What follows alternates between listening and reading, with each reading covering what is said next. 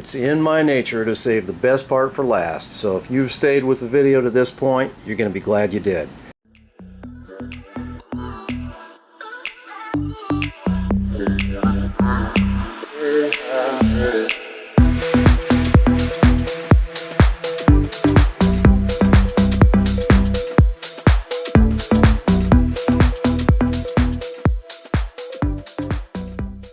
So, zoom in on the cells. Let's go in instead of out. That'd be better.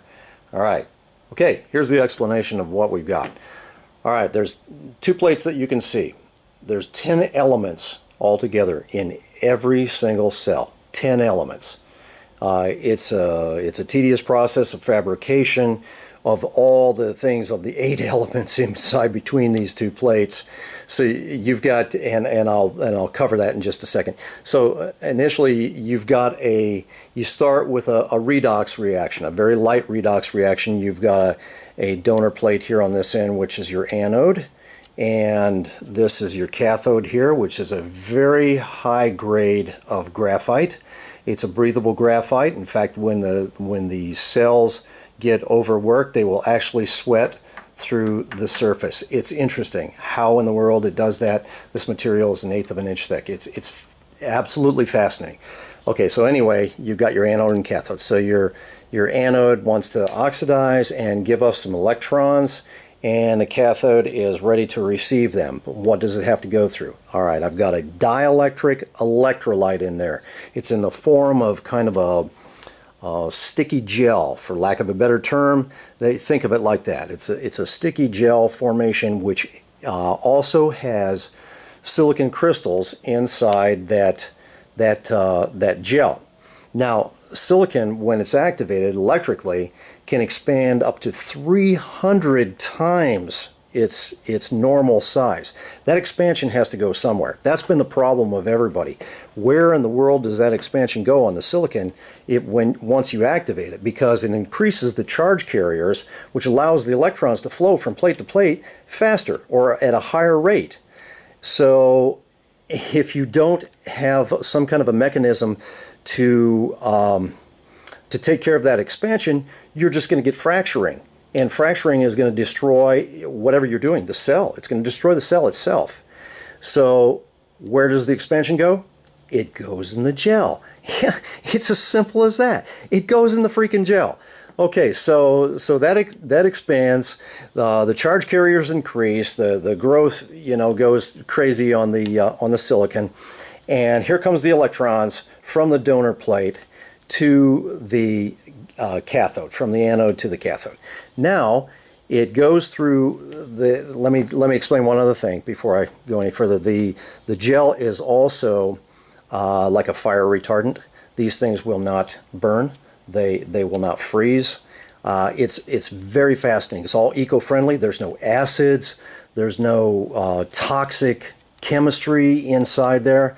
It's just that this is the dream I've been waiting for my whole life, and I'm in my early 60s, so that's living the dream for a long freaking time.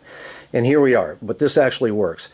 So it goes through the dielectric electrolyte, that sticky gel material, and increases the charge carriers in silicon, and then travels over to the cathode here, and before it gets to the cathode, it goes through a large capacitive layer, the same size as the cell. These are 12 inches square.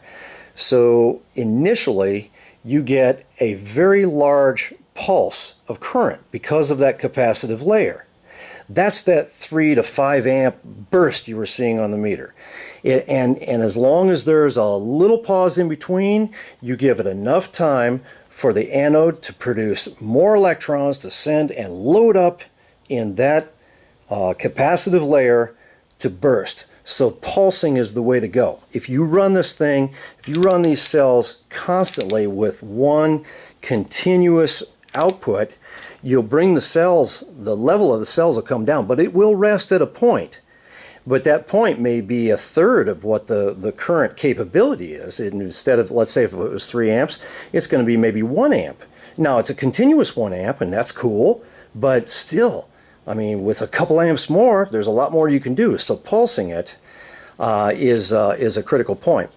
And let's see, what did I miss? So that's pretty much it without explaining all the chemistry in between, and I don't really want to do that, but I want to tell you how it works and why it works the way that it does. And that's how it works. When you're not putting the cells under a load, the dielectric electrolyte has a tendency to shut down the cell. I don't know how to, it cuts down the redox reaction. In other words, there's hardly any oxidation, if any at all, that happens because that gel will retard that oxidation and protect the donor plate. Who has ever heard of that? There is nothing like these anywhere. I don't care who's working on what, nobody's got anything like this. And we need to go further with this. We need to produce this thing on a large scale. Everybody needs to have something like this. This, I see where this could be a replacement for solar. Instead of having the expense and the liability of panels all over your rooftop and then all that cost for installation and maintenance and everything, imagine a couple of boxes in your basement or garage that has these cells, and they're all connected and they're charging up something like I mentioned earlier, like a Tesla Powerwall or something comparable to that, or whatever to pulse 24 hours a day.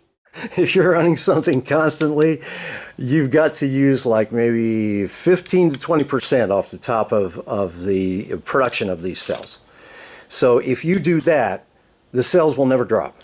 They'll never drop. They'll give you that load, you'll power your load or whatever it is that you're doing, and they won't drop. They'll hold there and hold there, just like I was telling you that I run this machine for days on end just on these cells. Now, the caps are good. I mean, don't get me wrong. The ultra caps are good as an intermediary storage medium. It could be lithium batteries or whatever, but the ultra caps charge up fast.